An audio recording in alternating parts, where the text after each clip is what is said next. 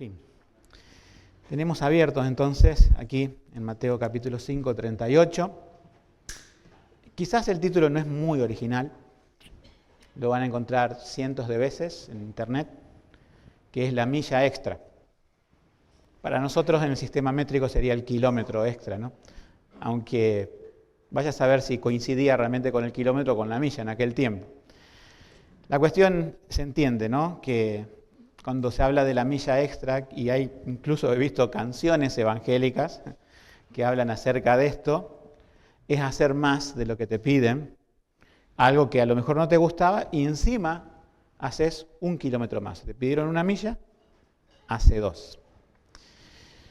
Pero también, cada vez que estudio, porque estamos en esta parte de Mateo del Sermón del Monte, históricamente y contemporáneamente, sobre todo en la iglesia reformada, yo me doy cuenta de que tengo que hacer lo mismo que hacen los predicadores, hoy siglo XXI, de andar aclarando todo lo que se enseñó mal en el siglo XX acerca de este pasaje.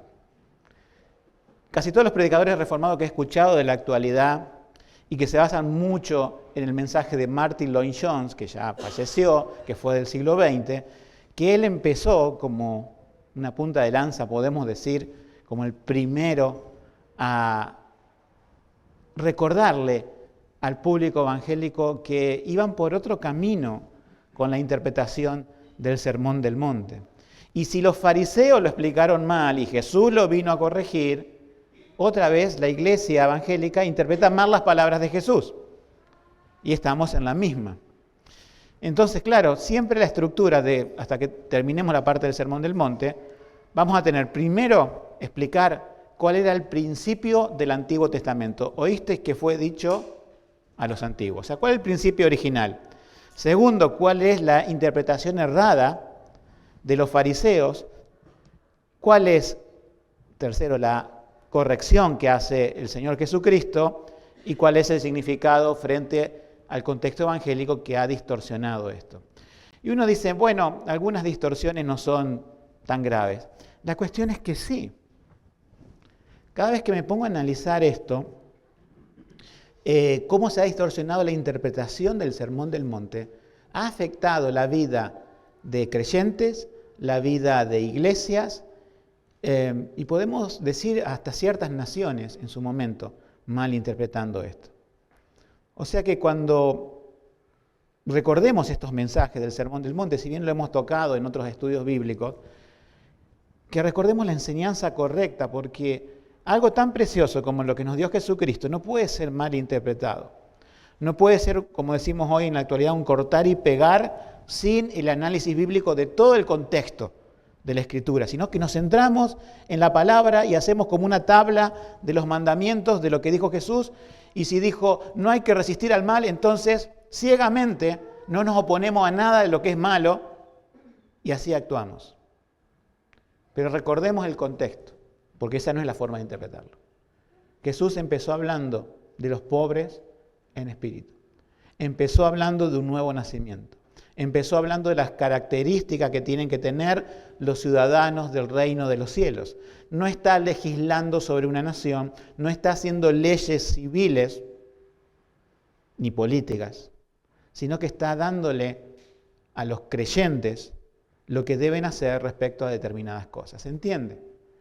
Porque muchos han hecho leyes de esto.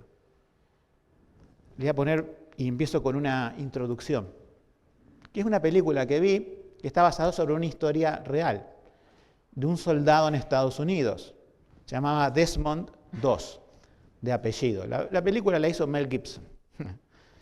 Muy buena película, que exalta las virtudes de un soldado que, no sé si conocen la palabra, era objetor de conciencia. Quizás no todos lo conozcan, pero eso también ocurre en nuestro país y en otros países, pero en Estados Unidos, si lo llevaban a hacer, lo reclutaban en aquel tiempo, estamos hablando de la Segunda Guerra Mundial, ¿sí? Una guerra contra Japón, para ponerlo en contexto, pero si lo reclutaban, la persona que iba al frente, que tenía que luchar, ¿sí? No vamos a entrar ahora en discusión si la batalla era o no justa, posiblemente sí, como la Primera Guerra Mundial, si no terminaba todo el mundo conquistado por un tirano. Pero no es el tema ese el que vamos a entrar, sino de cómo pensaba este muchacho acerca de la Biblia. Era un muchacho adventista, pero podría haber sido evangélico también, porque no solamente los adventistas presentaban objeción de conciencia para la guerra. Entonces este muchacho, como pasaba en aquel tiempo, el ejército venía, golpeaba a tu puerta, ¿cuántos hijos tienes? Bueno, ellos ya lo sabían, no te preguntaban, decían, ¿está fulano de tal? ¿Está fulano de tal? Quizás estaba arando, quizás estaba plantando alguna cosa en la viña, etcétera. Cualquier cosa era recuerdo, este muchacho era algo rural, me parece, y él quería que no lo llamen, pero lo llamaron. Y presenta una objeción de conciencia, lo cual sufre el bullying, como decimos, de todos sus compañeros, de los sargentos que entrenaban y todo lo demás. Y bueno, la película trata de hacer ver a este muchacho como un héroe. En realidad, podemos decir, sí, en cierta forma lo fue, porque ¿qué hizo en el campo de batalla? Él, como tenía objeción de conciencia, no disparaba, no agarraba un arma, no hacía absolutamente nada, pero sí rescataba a los soldados heridos. Y bueno, la hazaña, podemos decir, es que rescató a cerca de 70 soldados heridos, y bueno, creo que salvó a la mayoría de ellos. Ahora, todos los que ven la película dicen, qué bien, qué héroe, y te queda parece un mensaje, pero filtrado por el pensamiento bíblico. Imagínate que viene alguien del enemigo y iba a dispararle a un compañero. Él dice, yo no uso armas, ni siquiera un cuchillo. Le da un balazo o una cuchillada, y si se pudo defender, se defendió, si no lo mataban, porque eso no se cuenta en la película. Pero al herido se lo carga en el hombro y va corriendo y deja ahí en un montón para que lo atiendan. Y así va buscando. Pero cuando lo filtramos por el punto de vista bíblico y el contexto general de la Escritura, vemos que ¿qué hubiera sido mejor? ¿Rescatar a tantos soldados o evitar que hirieran a tantos soldados? Piensen en eso. ¿Qué hubiera sido mejor? ¿Rescatar a tantos soldados heridos o evitar que fueran heridos? Yo creo que la cuestión es evitar que fueran heridos. Pero interpretaba el Sermón del Monte literalmente, sin contexto bíblico. E interpretaba diciendo, no resistas al malo. Yo no puedo usar armas. Y también quizás interpretaba, no matarás de la ley, que es no asesinarás. Y de esta forma era objetor de conciencia. Es difícil el tema de las guerras. Nuestra declaración de fe es, bajo determinadas circunstancias, el gobierno puede declarar una guerra justa, para defensa, para protección del inocente, etc. Eso es, en medio de los conflictos internacionales, algo muy difícil hoy de dilucidar. Pero había algunas cosas claras en el pasado donde muchas personas, como Desmond II, ¿sí? Eran objetores de conciencia. Y yo paso esto a un plano espiritual. Con ese mismo pensamiento, con ese mismo espíritu, ¿sí? Que puede ser noble, parece, pero es una mala información bíblica.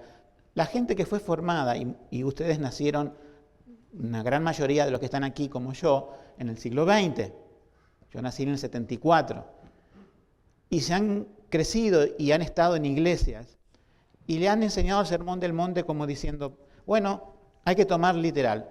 Te pegan una mejilla, pones la otra mejilla. Viene alguien a saquearte la casa, tenés que dejarlo.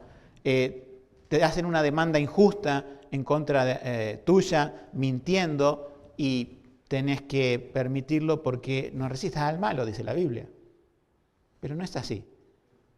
No puede ser, como en el caso que hemos visto anteriores, por ejemplo, no jurarás. Ustedes vieron que sí se puede.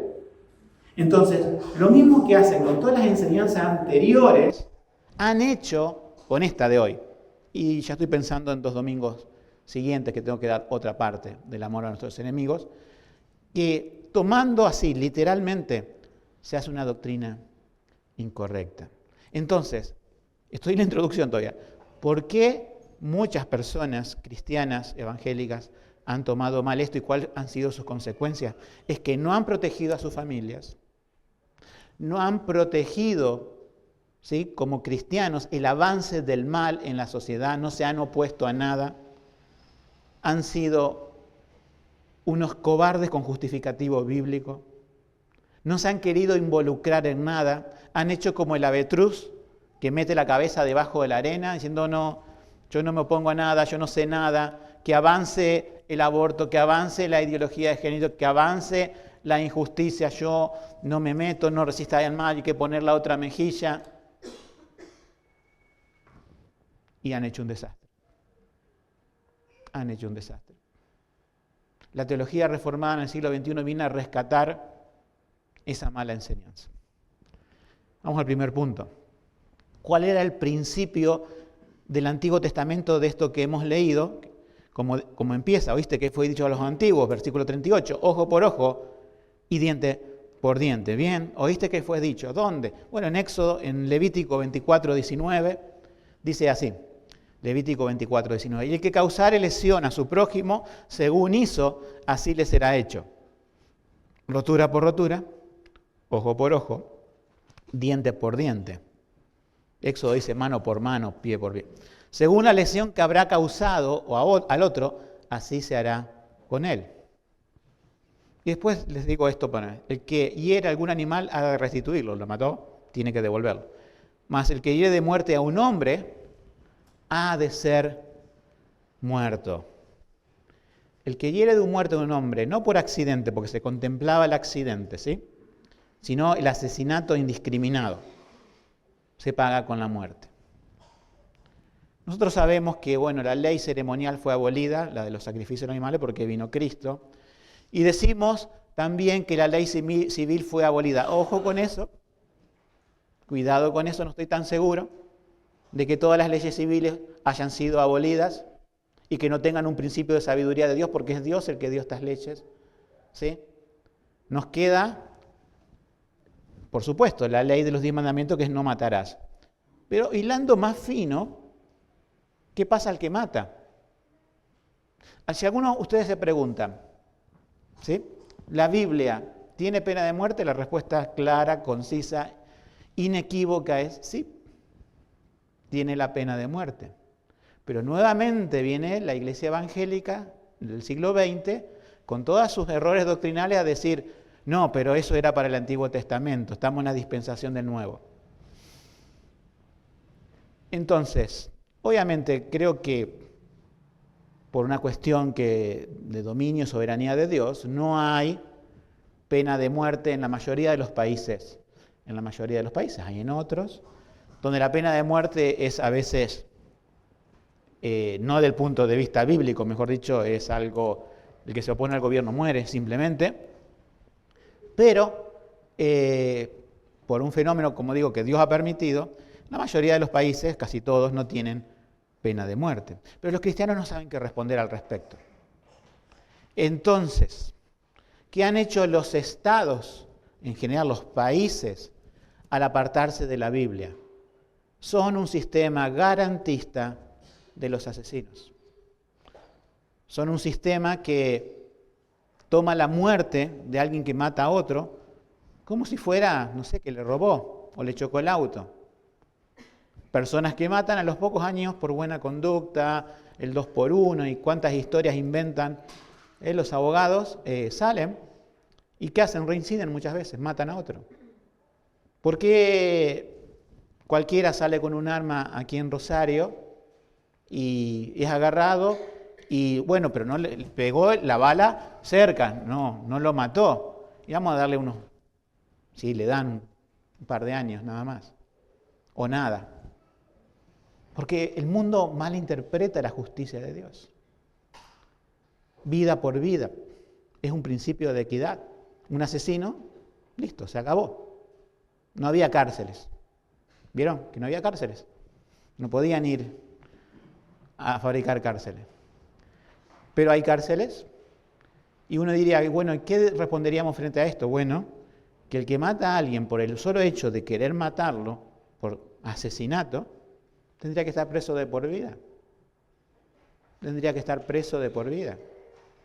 Imagínense con la doctrina que van a hacer el ministerio carcelario. Pobrecitos. Muchos de ellos se le dirían, tendrían que estar muertos, según la ley de Dios. Tendrían que estar 2 metros bajo tierra. Le presentás el evangelio a la cárcel, crees en Jesucristo, pero no por eso vas a evitarte la condena justa que te hace la sociedad. Entonces, como ven, cuando se habla de pena de muerte, muchos sacan su escudo evangélico a decir, no, eso está mal. Ignorantes de la Biblia, instruidos un siglo, y la teología reformada viene a poner en contexto todo. Ahora, nosotros no vamos a andar haciendo marchas por la pena de muerte ni nada de eso, pero sí tener un concepto claro de la justicia. Sí tener un concepto claro de lo que dice aquí el Sermón del Monte. Y créanme que he estado hablando con algunas personas que no se han defendido por acusaciones injustas, por hechos injustos, porque malinterpretaron esto y les ha arruinado parte de la vida. Les ha arruinado parte de la vida. Porque interpretaron, bueno, no hay que poner otra mejilla, no hay que resistir al mal. El principio de equidad del Antiguo Testamento, uno dice ojo por ojo, diente por diente, se conoce como la ley del talión. Es una palabra más moderna, utilizado después de la creación del Nuevo Testamento, en latín de hecho, que significa simplemente la ley de la retribución. ¿Sí? Muchos piensan que es duro ojo por ojo, diente por diente, pero en realidad no lo es. Es la prevención, y aquí está la cuestión de los fariseos que vamos a ver, de la venganza exagerada. Porque es un diente por un diente, un ojo por un ojo. No es que si te derribaron un diente le sacás toda la dentadura al otro. O es un ejemplo que pone, Jesucristo está hablando, para que se entienda también, en una cuestión hiperbólica, es decir, de exageraciones, ¿sí? Para entender la mala enseñanza farisea. Pasamos a ese segundo punto. El contexto que di del Antiguo Testamento es bien breve, es claro, está en otras partes, ¿sí? Pero, ¿qué enseñaban los fariseos? Enseñaron el ojo por ojo y diente por diente, que era un límite que se debía poner para no hacer, digamos, una venganza exagerada. Y no es venganza, porque esto tenía que haberlo llevado a cabo no las personas individuales, sino los jueces. Si ustedes leen en Éxodo, en Levítico, esos pasajes, cuando habla del ojo por ojo, diente por diente, ustedes ven que están involucrados los jueces. ¿O acaso no tenía Moisés en su momento le dijeron, bueno, hagamos todo un sistema de jueces, porque ya no podía solo con el pueblo, que pudieran consultar cosas menores, medianas, mayores, y lo último llegaba a él? Bueno, después que se estableció Israel en la tierra, el sistema de ancianos, de jueces por las ciudades prosiguió. No piensen que Israel no tenía ningún sistema, ¿sí? Que todo era con el sacerdote. No, había un sistema de jueces. Y este tipo de cosas civiles se tenían que determinar no por la persona, sino por el juez. Pero fíjense lo dañino que eran los fariseos. Es increíble cuando uno empieza a analizar a estas personas de todo lo que desviaron, y justamente la vista del Mesías, que cuando viniera no lo reconocieran, también pervirtieron a la nación de una manera horrenda en la ley civil. En Éxodo 21-24 es un pasaje paralelo al que hemos leído de Levítico, pero ellos saben, los fariseos, ¿a qué llevaron esto? Lo llevaron al terreno personal. Entonces, imagínate a un pueblo siendo instruido en cada sinagoga por un fariseo de hacer valer el ojo por ojo, diente por diente de manera personal. Y estamos hablando entre ellos, los hermanos judíos, su pueblo, entre sí. Después vamos a ver el tema de los romanos, ¿sí? ¿Cómo era esa sociedad? Vengativa. ¿Era una sociedad unida, te les parece? No. Cada cual estaba vengándose de su prójimo. No te metas conmigo, con esto. Y obviamente, imagínense en que la ofensa o lo que sea era de un extranjero. La proporción era infinita para ellos, la venganza. O sea, instruyeron a una sociedad vengativa. Por otro lado, adelanto, instruyeron en el siglo XX a una sociedad cristiana que acepta todo y no cuestiona nada. El mandamiento estaba dirigido a los jueces, pero los escribas y fariseos lo torcieron y lo aplicaron al ámbito personal. El problema estaba tratando, ¿sí?, el tema de la ley y el tema del corazón. Siempre que Dios da leyes, Él no las da de forma automática. Él no las da para que sea cumplido en la letra, sino ¿en qué? En el espíritu de la letra. Los fariseos hacían cumplir la letra, desconocían el espíritu y encima distorsionaban la letra. O sea, peor que peor. No sacaban el espíritu de la letra y encima la letra la interpretaban mal. ¿Cómo podemos aplicar estos principios entre los hermanos? Si los judíos eran una sociedad vengativa porque los enseñaron así, lamentablemente, ¿cómo aplicamos los principios de equidad del Antiguo Testamento entre nosotros? Porque nos recuerda el Señor Jesucristo, ahora cuando vayamos a esa parte, que todo es un problema del corazón. ¿Hemos ofendido o no? La Biblia nos dice que somos propensos a eso, Santiago 3:2, porque todos ofendemos en muchas cosas. Todos. O sea, no, en nuestro estado caído, siempre vamos a ser, por más que nos cuidemos, obviamente no podemos andar ofendiendo a todo el mundo, pero por más que nos cuidemos podemos ofender en muchas cosas. Ah, pero me ofendió.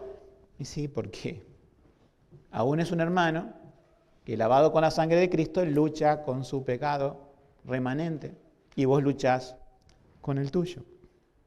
Todos ofendemos en muchas cosas. Si alguno no ofende de palabra, este es varón perfecto, capaz de refrenar todo su cuerpo. Conozco un solo varón perfecto, experimentado en quebranto, Jesucristo. Él era perfecto, Él se enojó. Fíjense, no hay que resistir al mal. Entonces, Señor Jesús, hiciste mal en sacar a los mercaderes del templo a latigazos. ¿Ven? Una enseñanza distorsionada siglo XX.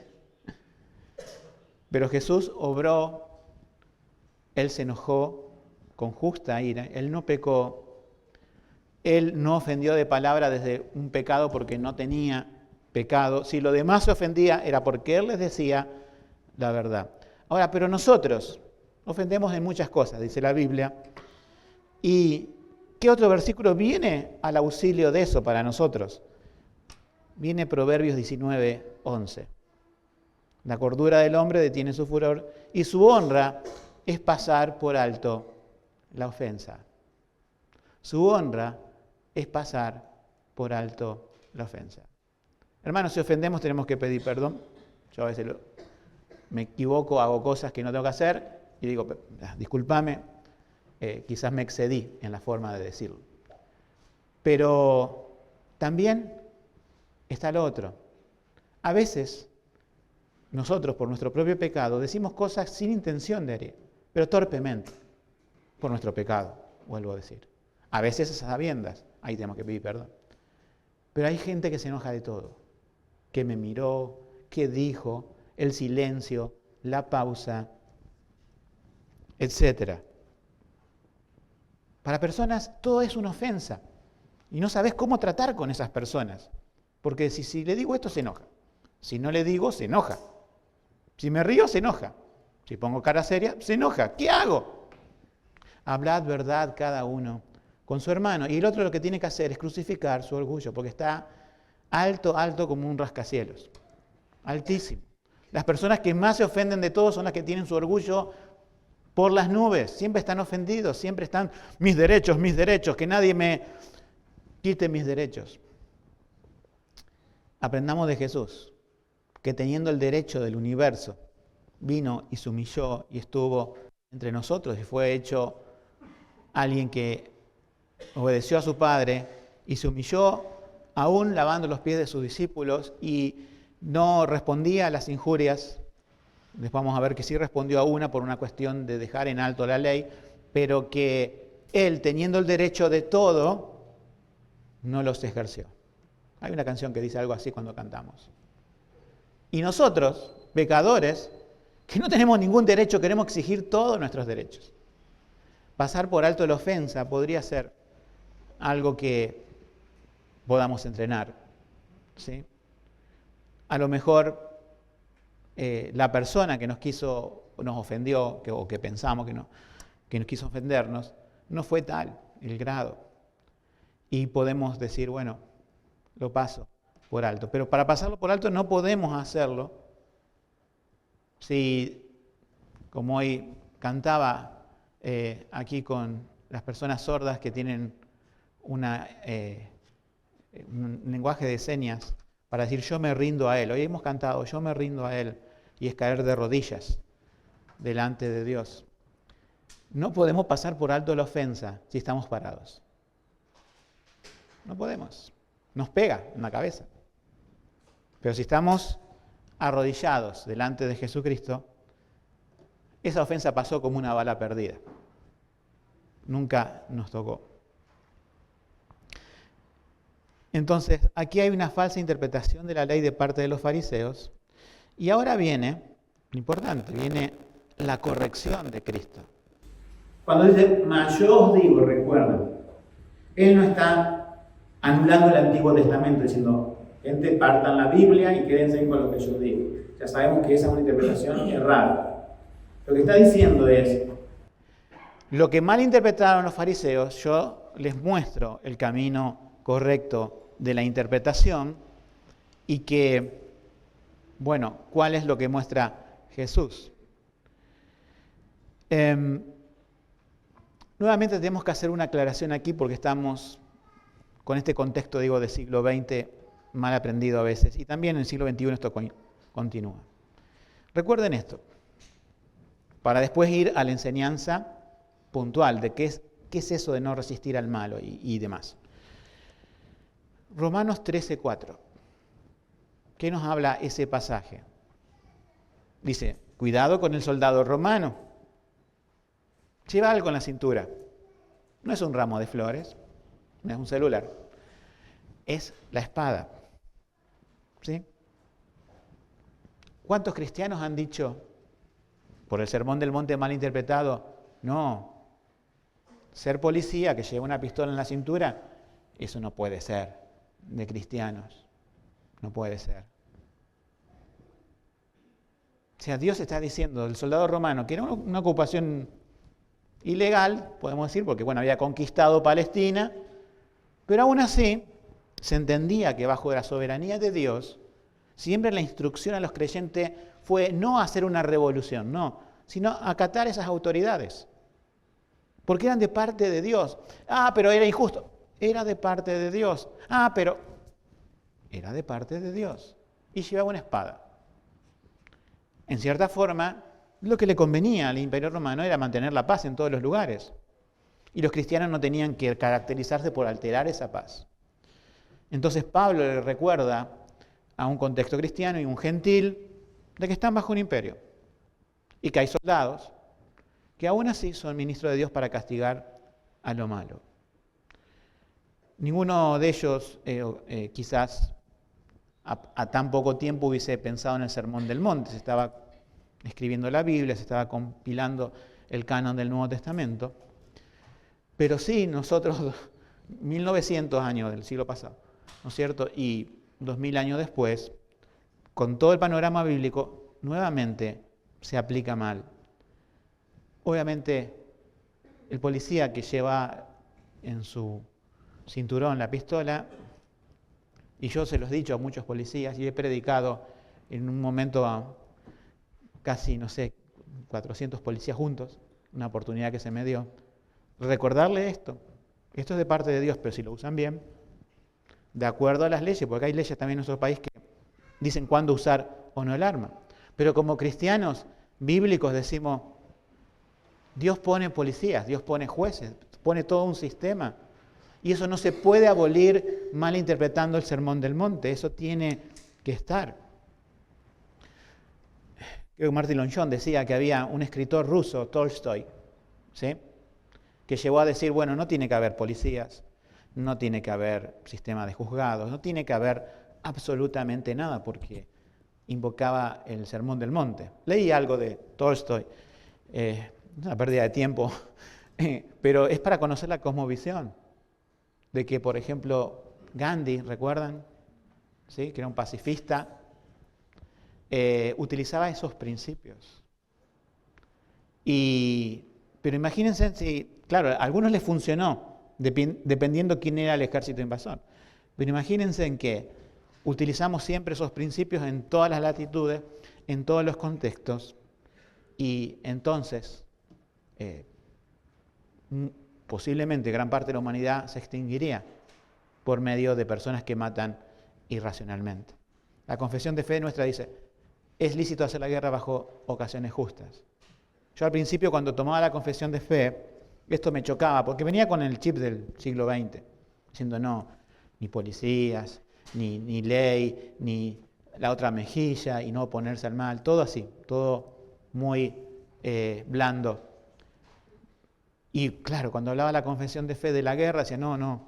Y es más, creo que lo saben algunos de aquí, cuando fundamos la iglesia, tenía objeción de conciencia con ese capítulo de la confesión. Pero cuando uno entiende todo el panorama bíblico y va creciendo, dice, no, lo que escribieron hace 400 años tenía una razón de ser.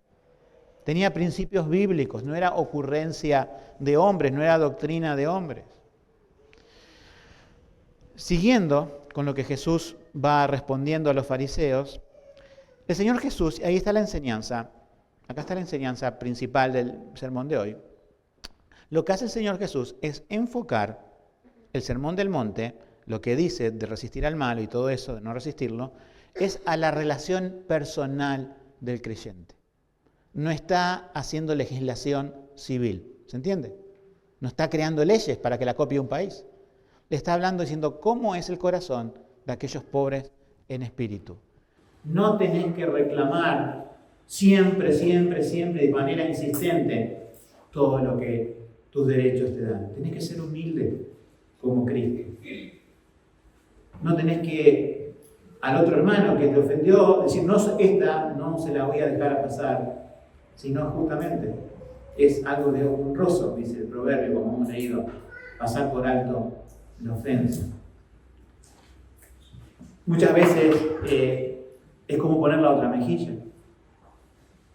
No queremos ni siquiera que nos den la bofetada, sino que queremos el ojo por ojo, diente por diente, bofetada por bofetada. O sea, le está diciendo a los judíos que se estaban devolviendo cosas unos a otros. No tiene que ser así. No tiene que ser más así. Y esta enseñanza viene a la iglesia, a nuestras relaciones interpersonales, que nos da el sentido de grandeza que hubo en Jesucristo. ¿Quién? Teniendo todos los derechos, siendo legislador y juez, el que emite la ley y el que la hace cumplir, no los ejerció, sino que se humilló en su creación. Ahí es la canción que me acuerdo literalmente. Eso es lo que quiere decirnos el Señor. Esa ley de retribución que todos traemos en nuestra reminiscencia de pecado que nos queda, tenemos que llevarla a la cruz. ¿Por qué hay desunidad en las iglesias a veces? ¿Por qué hay conflicto entre los hermanos? Vayan al Sermón del Monte, no con una vista civil, sino con una vista espiritual. Y ahí están las aplicaciones prácticas. No resistir al mal, poner la otra mejilla, llevar la carga extra, la milla extra. Fíjense que también el Señor, continuando con las hipérboles, habla en uno de los versículos, como cuando dice, no resistas al malo, ante cualquiera que te diera en tu mejilla derecha, vuelve la otra, eso lo vimos, y que quiera ponerte en pleito y quitarte la túnica, déjale el manto. ¿Por qué dice eso el Señor Jesús? Bueno, había una ley. Vos tenías en tu túnica y tenía el manto que era más costoso, más grande, más grueso. ¿Y sabes lo que hacía el manto? Te protegía contra el frío. Vos podías, por una cuestión de acreedores, una cuestión de deuda, decía la ley, quitaba hasta, digamos, fíjense, esto no pasa en otros días, ¿no? Pero sí confiscaban su ropa, sus prendas, porque eran costosas en la antigüedad. No es que tenían cajos llenos de ropa. Pero no le podías quitar su túnica, porque si lo matabas de frío estabas infringiendo otro mandamiento. Jesús dice esta hipérbole, esta exageración, dice, bueno, la túnica, también el manto, las dos cosas. Algunos habrán temblado de frío cuando dijo el Señor Jesús eso, pero en realidad estaba hablando del Espíritu, aunque hay que hacer las cosas. Hasta aquí lo perdono, hasta aquí te aguanto, hasta aquí soporto, te soporto, hermano. No. El Señor Jesús nos muestra es justamente, y no es el hasta ahí,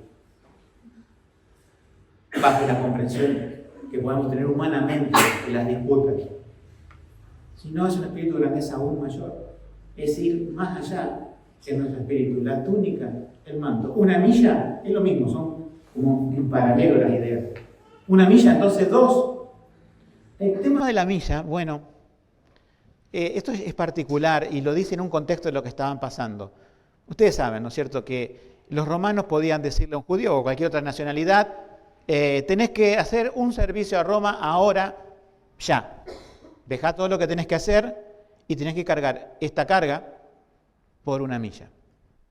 ¿Sí? Aún tenían principios de equidad, porque podía decir, bueno, cargar hasta que mueras. Pero decía una milla. Y el Señor Jesús dijo, ve con el 2. Para demostrar realmente qué clase de discípulos tengo, qué ciudadanos del reino son. Ahora, el Señor Jesús dijo esto y Él no lo contradijo en algún aspecto de su vida. Pero aquí está el balance que tenemos que buscar en el contexto bíblico, como digo, no tomar aislado la enseñanza del Sermón del Monte, sino contextualizarla. El Señor Jesús le pegaron en la mejilla, le arrancaron la barba, le escupieron. En el interrogatorio, en esa noche, mientras Pedro estaba ahí calentándose y negando al Señor, en la fogata que le decía la muchachita, tú eres de ellos. Y Pedro dijo, no, yo no soy de los de Jesús. Bueno, Jesús estaba siendo interrogado por autoridades judías. Y en un momento le pegaron a Jesús. Pero entonces, si Jesús obviamente hubiera hecho la mala interpretación que tenemos la mayoría del siglo XX del Sermón del Monte, cuando le pegaron, ¿sí?, no hubiera respondido nada. Y era nada menos que una autoridad religiosa, que no sé en qué parte de la literatura judía decía que eran examinadores a golpes de otros. Pero bueno, por eso Jesús, esto se lo dice, esto está rescatado en Juan 18:23, dice, si he hablado mal, ¿por qué me golpeas? El Señor Jesús habló, no se quedó callado. Ah, no, algunos dirían, pero tenía que haber puesto la otra mejilla. Si he hablado mal, si he hecho algo fuera de la ley, dime en qué he pecado. El Señor Jesús no pecó, el Señor Jesús no dijo nada fuera en contra de la ley, el Señor no quebrantó la ley, vino a cumplirla, y cuando la ley de Dios y los principios de equidad general estaban en juego, el Señor abre su boca, no tanto como para defensa de sí mismo, porque él iba a ir a la cruz, iba a decir, Padre, perdónalos porque no saben lo que hacen, sino que el Señor habla para poner la verdad en alto. Y ese ejemplo del Señor es lo que deberían haber hecho los creyentes al interpretar bien el mensaje del Sermón del Monte. A veces hay que poner la voz en alto, no en el sentido de gritar, sino en el sentido de, no, esta es la verdad. Ah, no, pero vamos a acoplarnos a la mentira de las personas. Si yo soy un hombre, pero me visto de mujer y ahora me cambio el nombre, ahora ese es mi nombre, vamos a acoplarnos a eso. Esta es la verdad, este es tu DNI, este es tu nombre. ¿Se dan cuenta que la mala teología nos cambia la forma de vivir y la buena teología nos cambia la forma de vivir? Si he hablado mal, ¿por qué me juzgas?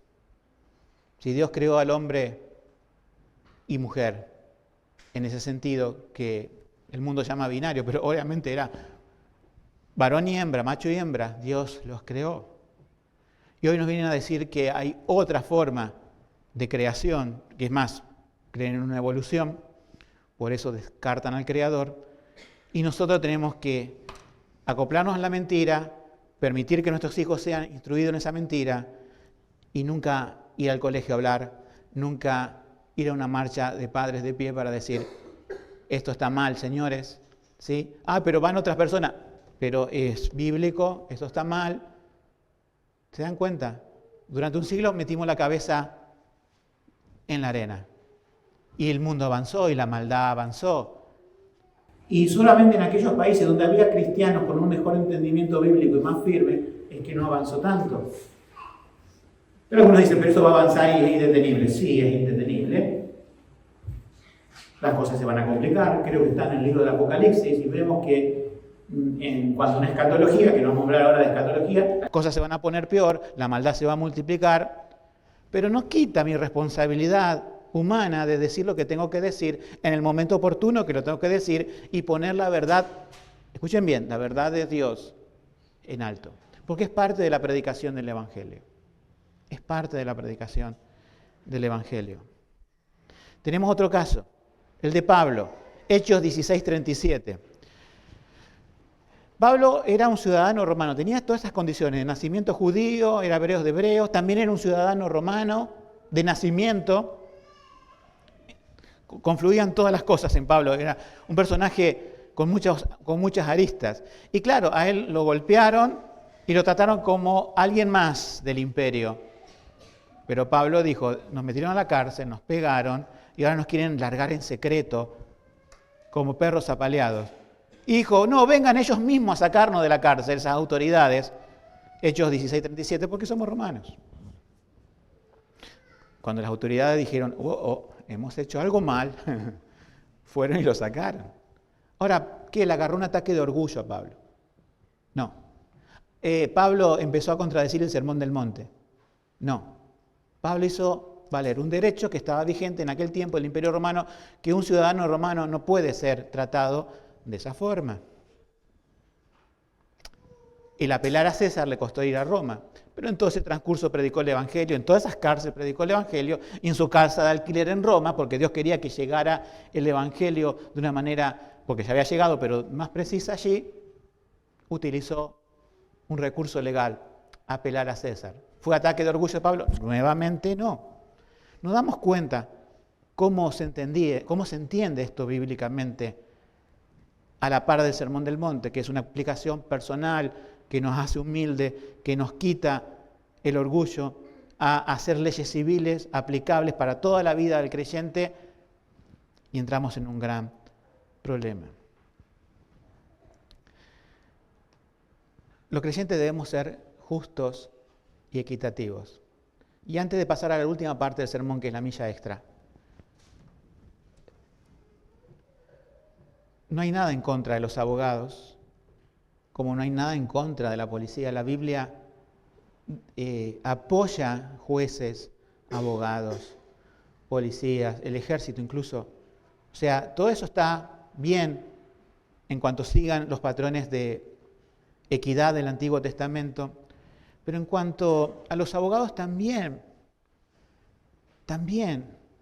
muchos cristianos decían, no, eso es del diablo. Estás estudiando abogacía, eso es del diablo. Lo he escuchado, hermano, no estoy inventando. Lo he escuchado. Mal entendiendo el Sermón del Monte. Si hubiera en cada uno de esos puestos más cristianos, ¿cómo cree que funcionaría nuestro país? ¿Cómo creen que funciona bajo abogados impíos? ¿Te hizo un daño? Vamos a hacer una demanda 5 veces mayor para que pague. ¿Cuántas empresas se han fundido? Porque es verdad, muchos patrones, muchas empresas pueden despedir a una persona injustamente, no pagándole lo que tiene que pagar para resarcirle. Pero ¿qué hacen los abogados? Está el espíritu de los fariseos en ellos. Vamos a darle Mucho más que ojo por ojo, diente por diente. Vamos a hacer que se funda la empresa. Vamos a demandarlo hasta la última consecuencia. Y si hay 2 o 3 amigos, es así, hermanos, porque hay pobreza en nuestro país, por el juicio laboral, por abogados impíos. ¿Y dónde están los abogados cristianos? No deben hacer eso. Imagínense que cada demanda, ¿sí?, el corazón humano y perverso quiere todo, va por todo. Ahí tenemos un principio también civil que parte del corazón cristiano en el Sermón del Monte, diciendo, no, nosotros no tenemos que ser así. Ahora, ¿está bien hacer un juicio laboral? Si te parece que es injusto, sí. Demandar laboralmente. Ahora, si el abogado te dice, vamos a multiplicarlo por 5 y la justicia se transforma en injusticia, decí que no. Sos de la patronal y vas a despedir a alguien, resarcilo justamente. ¿Se entiende? Que todo tiene que tener una cosmovisión bíblica. Que todo tiene que tener una equidad. ¿Podés hacer valer tus derechos en el mundo? Sí. Hay leyes que te protegen, hay leyes que limitan la sociedad. ¿Y cuántos cristianos, teniendo la apelación a César, ¿se entiende la metáfora? No, han dicho, no, esto está mal porque el Señor Jesús me dijo, no resistas al mal, y se han metido en terribles problemas. Han afectado su hogar. Una cosa es la persecución por el Evangelio y otra cosa es la actitud irracional de la sociedad en avanzar y quitar los derechos unos de otros.